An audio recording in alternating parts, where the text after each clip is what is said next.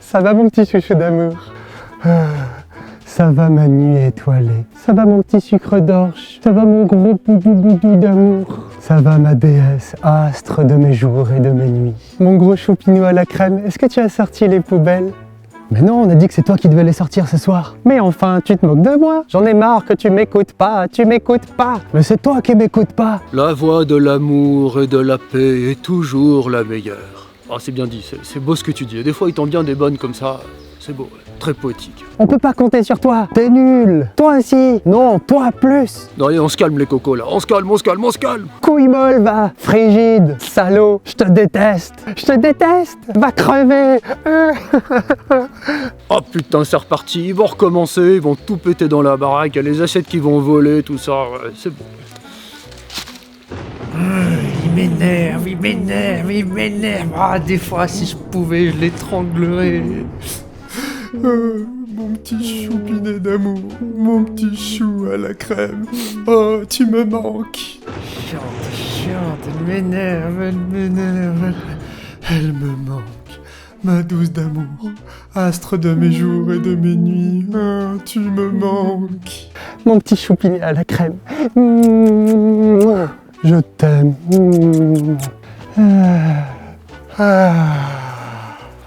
Et du coup, chérie, t'as sorti les poubelles?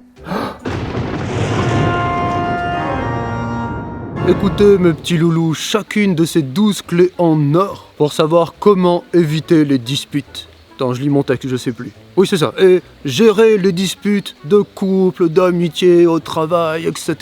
Alors écoute-moi bien mon petit loulou, hein. Écoute bien chacune de ces clés, chacune est très importante, c'est moi qui te le dis. Tu peux me faire confiance. C'est parti, on commence. Clé 1.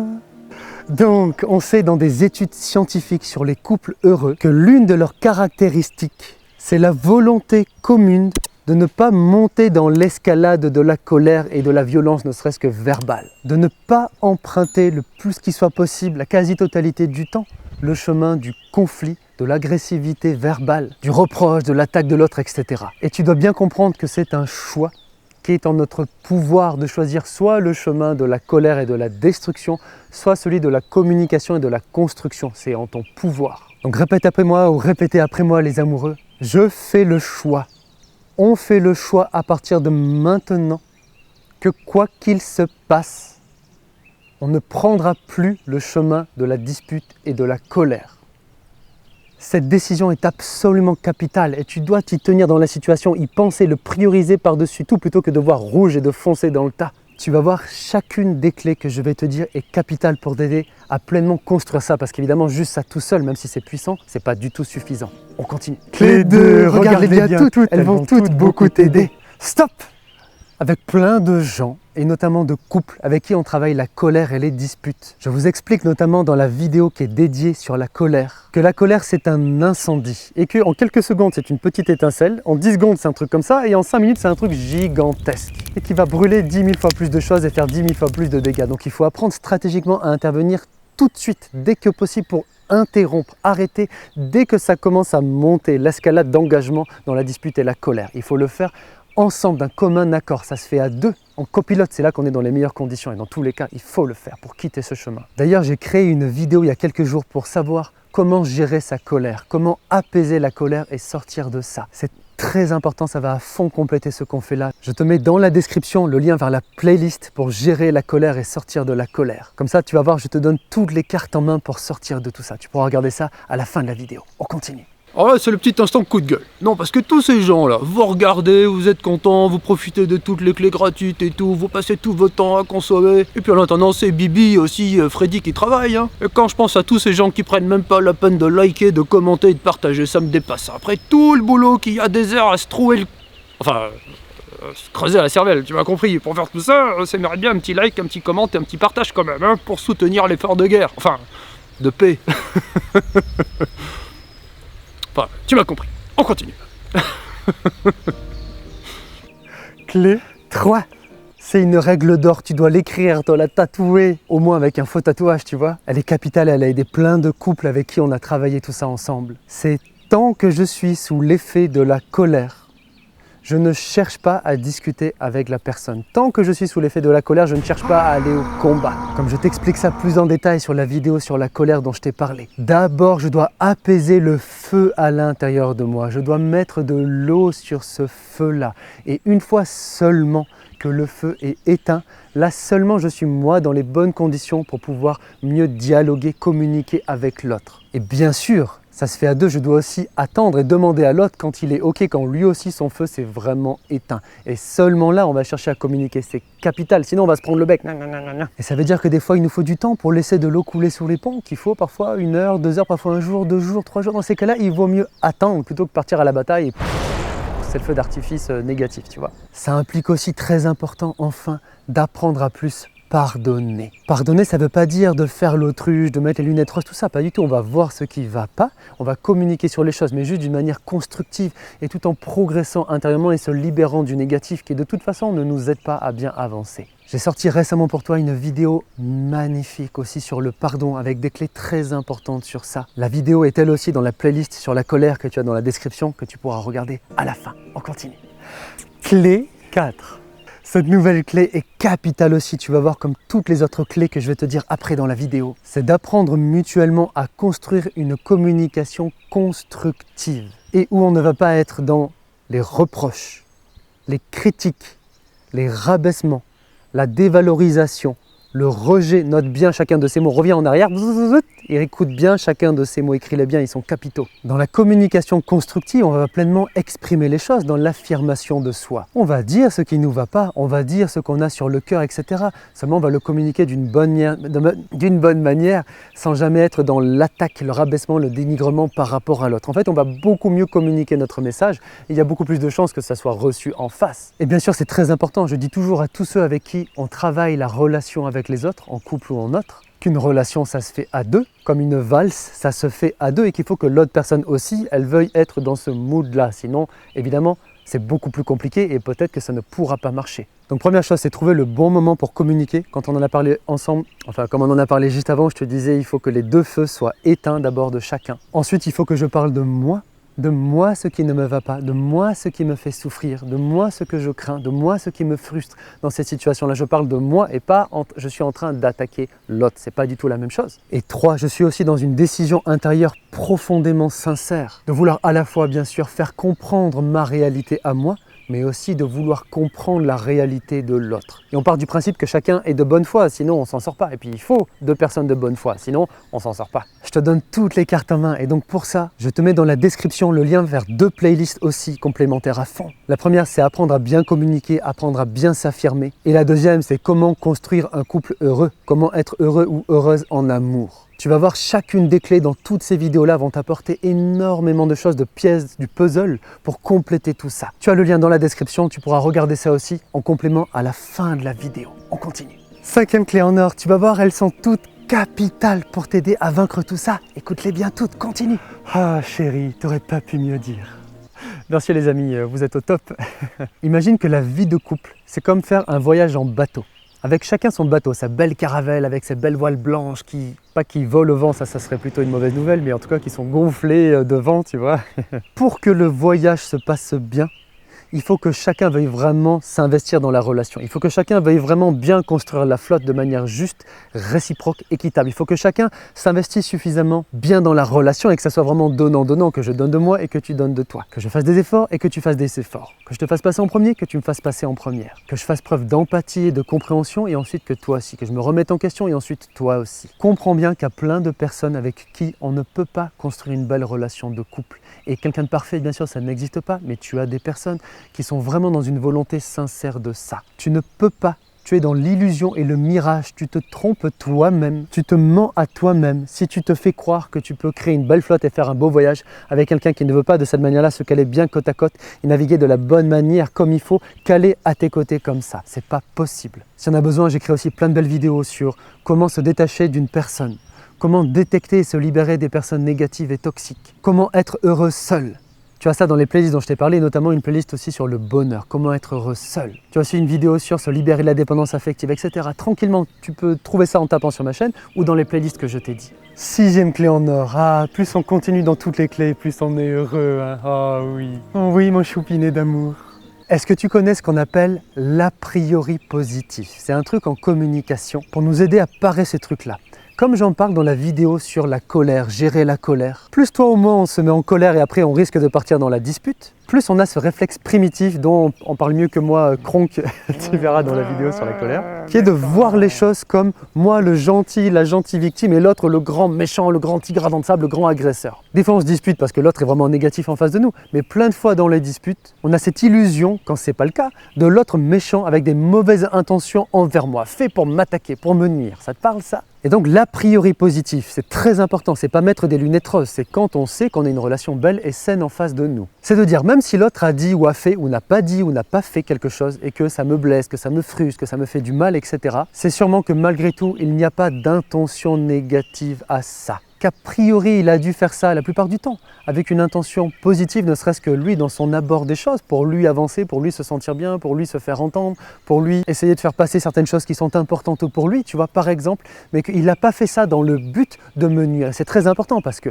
plus j'imagine que l'autre fait exprès de me nuire, plus je me mets en colère contre lui, ou elle, et plus ça fait monter dans la colère comme en parle Kronk. Donc rappelle-toi que souvent les choses ne sont pas tout blanc, tout noir, et que si l'autre a fait ça, la plupart du temps, ce n'est pas à la base pour me faire du mal, même si au final, ça a pu m'en faire, et que je vais m'affirmer aussi par rapport à ça, comme je t'explique tout ça dans toutes ces vidéos. D'accord? Mais moins collé sur la tête de l'autre, le masque de l'autre méchant avec intention négative. C'est très important. Tu vas voir, toutes les clés suivantes sont capitales pour t'aider aussi à compléter ça. On continue. Clé 7. Oh, j'adore quand tu fais ça. Merci les amoureux, j'adore ce que vous faites. Clé capitale comme toutes les suivantes, tu vas voir. Il faut que j'évite de tomber dans l'eau, tu vois pas, mais c'est la marée, j'ai les bottes autour de moi. Tant de fois on fait tous cette erreur dans nos problèmes relationnels, c'est ce qu'on appelle en psychologie scientifique. Ah, attends, je tombe. L'erreur de télépathie. C'est de faire comme si on pouvait savoir ce que l'autre pense. Je te pose la question là maintenant. Est-ce que je suis en train de penser à une banane ou à un kiwi? Bah tu peux pas savoir, j'étais en train de penser à une orange. Toi ou moi on est incapable, on est infichu comme on dit, de savoir si l'autre pense à un truc binaire comme même 1 ou 2. Là je pense à 1 ou à 2 à ton avis là. Là, je pense à 6, tu vois. Mais pourtant on va savoir que l'autre pense aussi, que l'autre pense là, que l'autre voit les choses comme ça, que l'autre me voit comme ça, que l'autre a telle pensée négative à mon encontre, etc. etc. Mais nom de Dieu, je suis pas dans sa tête. Nom de Dieu. Donc, quand je vais me disputer, ou quand je me suis disputé, ou quand je suis en train de me disputer, et que je raisonne comme si je pouvais savoir ce que l'autre pense, quand je pense à la place de l'autre, il faut que je me rappelle que je suis en train de faire l'erreur de télépathie. Et ça implique d'avoir l'humilité de se remettre en question sur ça, et d'oser demander vraiment à l'autre ce qu'il en est par rapport aux choses, et de vraiment écouter ce qu'il nous transmet comme information, c'est très important. On continue avec toutes les autres clés capitales, et tu vas voir, ça va couler. Clé 8. Ah, j'adore quand tu fais ça.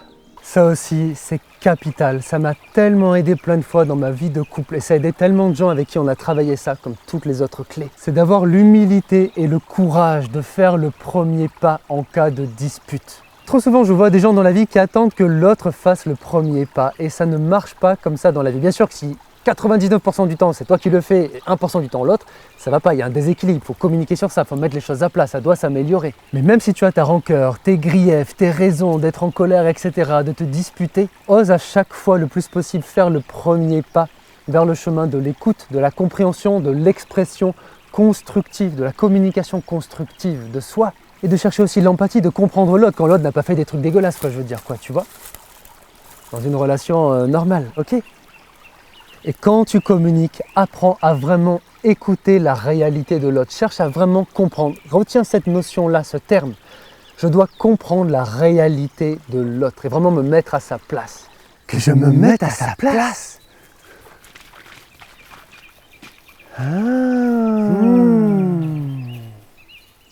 Ça cague des bouses. Hein. Simba, c'est la cagade. Il fait le petit poussé, là, le gros poussé plutôt. Il a fait 10 caca dans la forêt. C'était pas censé être pour toi, mais écoute, je te partage ça, c'est la nature, c'est le tournage, c'est bio, tu vois. T'aimes le bio? Bah ça c'est du bio. Allez, on refait un caca, il est content là. Il est content, il marchait la queue en l'air, satisfait, tu vois. Très content de lui. Oserais-je dire que c'est pas l'empreinte carbone, mais l'empreinte caca? Est-ce que je vais oser garder cette blague pour le tournage? Oh écoute, pourquoi pas, après tout. Hein. Clé 9 les cocos, on continue, accroche-toi, toutes les clés sont très importantes. Pas vrai mon choupinou? T'as raison, accrochez-vous, on continue. L'une des clés capitales dans la communication, tu as dû en entendre parler, c'est la reformulation. Apprendre à reformuler ce que l'autre a exprimé, c'est très important. C'est un des moyens de bien valider qu'on a compris ce qu'il voulait dire et que l'autre ressent qu'on l'a compris. Et donc si par exemple, attends là c'est la course, attention, c'est le moment où je me prends plein de fautes dans la tête. Ah ça va mon toutou d'amour, moi gentil. Ah non allez, vous allez tout me mouiller, allez. Hein, c'est la belle vie, hein.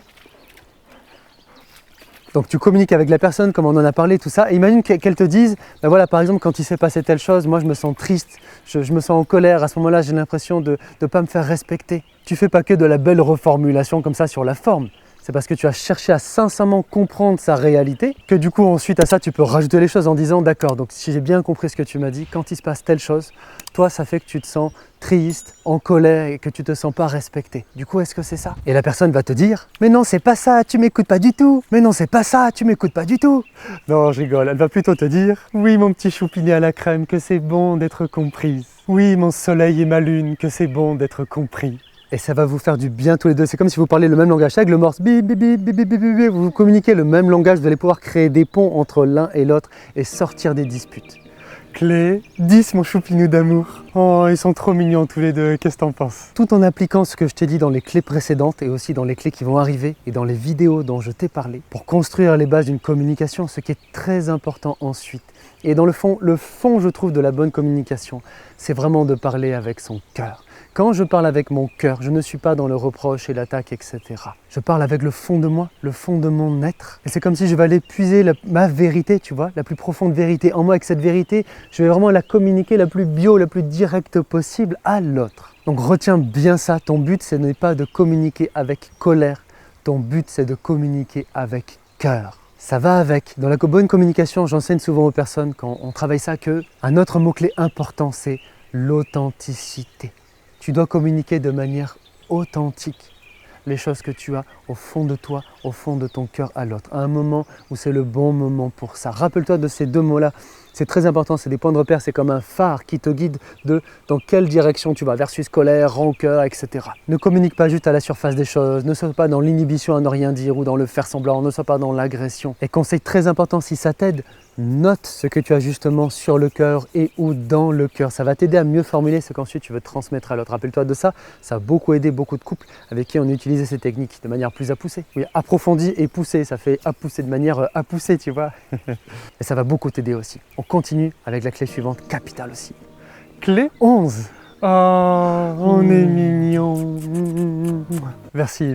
Donc une des clés capitales aussi, comme la dernière après, tu vas voir, pour sortir des disputes de couple et des disputes en général dans la vie, c'est d'être dans l'intentionnalité, dans la volonté intérieure sincère de soi-même à soi-même, de chercher le gagnant-gagnant, de chercher le juste compromis, de vouloir à la fois moi être entendu, de défendre à la fois mes intérêts, et c'est important de le faire, mais je dois vouloir tout autant défendre mes intérêts que les intérêts de l'autre. Je dois avoir ça déjà à la base dans ma tête quand je veux communiquer avec l'autre. On parle là aussi bien sûr si tu as quelqu'un de bien en face qui en vaut la peine, comme on en a parlé et comme je t'en parle dans les playlists sur le couple, tout ça dont je t'ai parlé, et détecter les personnes négatives, etc. D'accord? Je sais que personnellement, quand il y a parfois des tensions de couple, ce qui est rare parce qu'on a quand même beaucoup travaillé ça, mais je suis et on est sur le coup ou après coup, mais tous les deux dans cette volonté commune de vouloir notre propre bien, de vouloir aussi vraiment le bien de l'autre. Et quand l'autre veut vraiment ton bien, quand l'autre veut vraiment que tu sois gagnant, ben qu'est-ce qui se passe?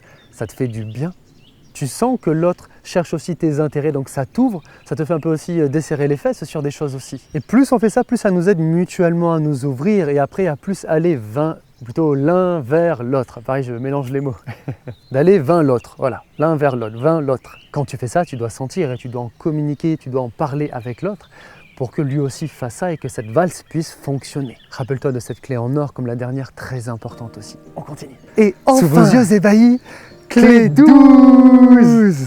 Enfin, dernière clé qui a beaucoup transformé elle aussi ma vie de couple. Et je suis en train en ce moment d'accompagner un jeune couple qui a une trentaine d'années, où ils ont un enfant de 4 mois, un bébé, et à qui j'ai appris toutes les clés que je t'ai transmises avant de manière plus détaillée, et puis d'autres clés qu'il y a dans les vidéos, et puis tout ça de manière plus détaillée, bien sûr. Et c'est en train eux aussi de transformer la relation. Et ils sont en train de se reconstruire, slash peut-être même tout court de se construire, et c'est magnifique à voir. Et l'une des clés qu'on travaille un peu approfondie ensemble, c'est de faire des pas vers l'autre. Une parole que j'aime beaucoup dire aussi, c'est « Fais quelque chose pour moi, tu seras mon ami. » Hein?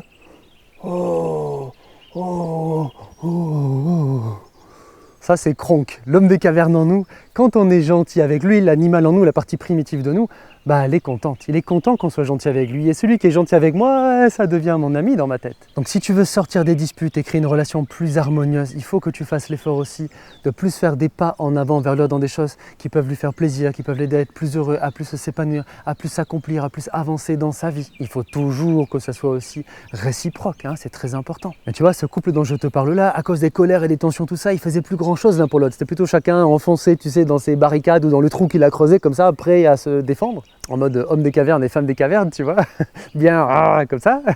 Et là, ils sortent de leur défense, ils sortent de leur tour d'ivoire, si on peut dire aussi. Et on en parlait là récemment ensemble, là, ça leur fait beaucoup de bien, ça les rapproche aussi l'un de l'autre, que chacun fasse des choses pour l'autre plus activement. Et ils essaient de faire au moins une ou plusieurs de ces choses. Je commence à avoir la fatigue là, du tournage, ça fait 4 heures, 5 heures que je tourne, il faut que je fasse une petite pause. Mais donc une ou plusieurs fois par semaine, ils font ces choses bonnes l'un pour l'autre et ça leur fait du bien, comme on en a parlé. Ah, grâce à ces 12 clés, on est tellement heureux maintenant. Hein? Ah, tu le dis si bien, mon choupinet d'amour. Pense absolument à nous soutenir. Moi, Bella, l'amoureux, qui n'a pas de costume, mais l'amoureux. Kronk.